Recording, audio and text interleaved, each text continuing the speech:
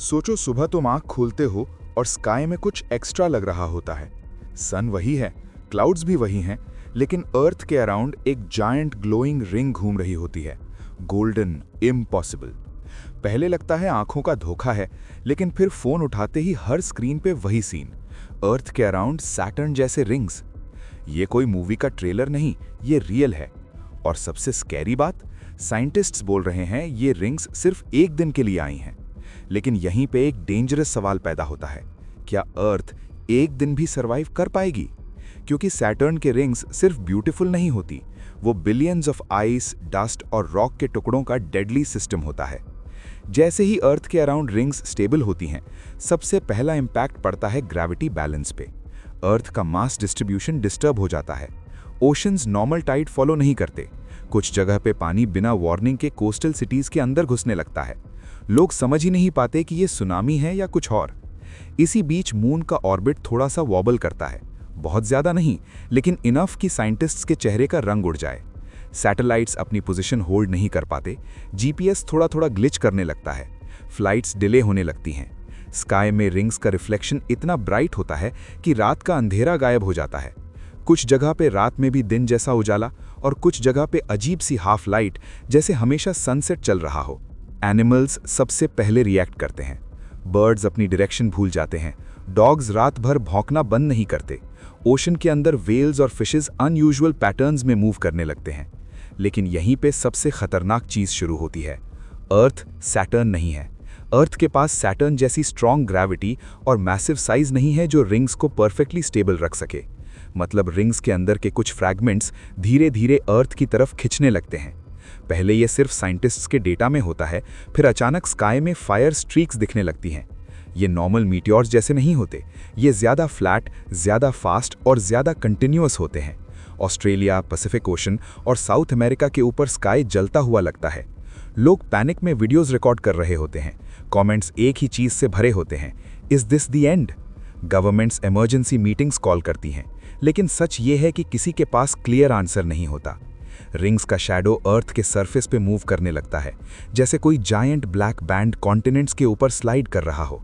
जहां शैडो पड़ता है वहां टेम्परेचर सडन गिरता है। क्रॉप्स सनलाइट के बिना स्ट्रेस में आ जाते हैं। सोलर पावर ऑलमोस्ट यूजलेस हो जाती है। और तब साइंटिस्ट्स एक और चिलिंग ऑब्जर्वेशन करते हैं। रिंग्स सिर्फ ऊपर से अफेक्ट नहीं कर रही, बल्कि अर्थ के मैग्नेटिक फील्ड के साथ इंटरैक्ट कर रही हैं। चार्ज्ड पार्टिकल्स एटमॉस्फेयर को हिट करने लगते हैं। नॉर्मली जो पोलर लाइट्स सिर्फ आर्कटिक या अंटार्कटिका में होती हैं, वो अब मिड लैटिट्यूड्स में भी दिख रही होती हैं। इंडिया, अफ्रीका, साउथ अमेरिका, हर जगह स्काई रंग बदल रहा होता है। ब्यूटीफुल लेकिन डेंजरस। कम्युनिकेशन सिग्नल्स वीक होने लगते हैं। रेडियो नॉइज बढ़ने लगता है। कुछ जगहों पे इंटरनेट रैंडम डिस्कनेक्ट हो जाता है। इसी मोमेंट पे लोग रियलाइज करते हैं ये सिर्फ स्काई का सीन नहीं है, ये प्लैनेट लेवल इवेंट है।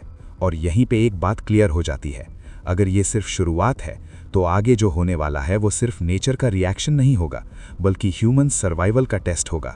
जैसे जैसे दिन आगे बढ़ता है, रिंग्स का बिहेवियर और ज़्यादा अनप्रिडिक्टेबल हो जाता है। जो पहले सिर्फ ब्यूटीफुल लग रही थीं, अब वही रिंग्स अर्थ के लिए एक स्लो मूविंग डिजास्टर बन चुकी होती हैं। एटमॉस्फेयर के अपर लेयर्स में रिंग पार्टिकल्स कंटिन्यूसली एंटर कर रहे होते हैं।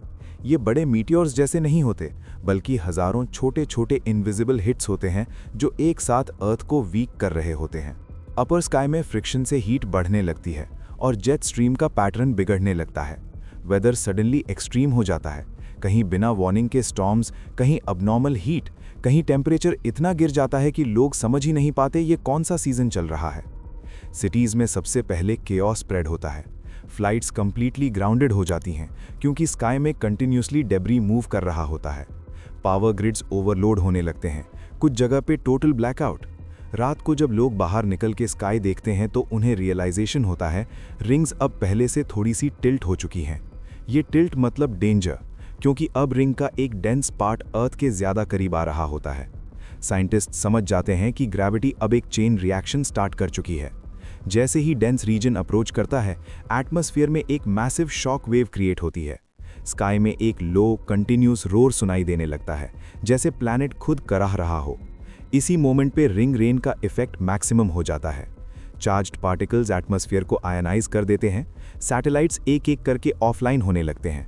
Navigation systems fail, military radars blind, communication सिर्फ लोकल लेवल तक सिमट जाती है। अगर सिर्फ एक दिन के लिए रिंग्स ने अर्थ को इतना बदल दिया, तो अगर ये एक्सपेरिमेंट थोड़ा और लंबा होता तो क्या हम आज यहाँ होते भी या नहीं?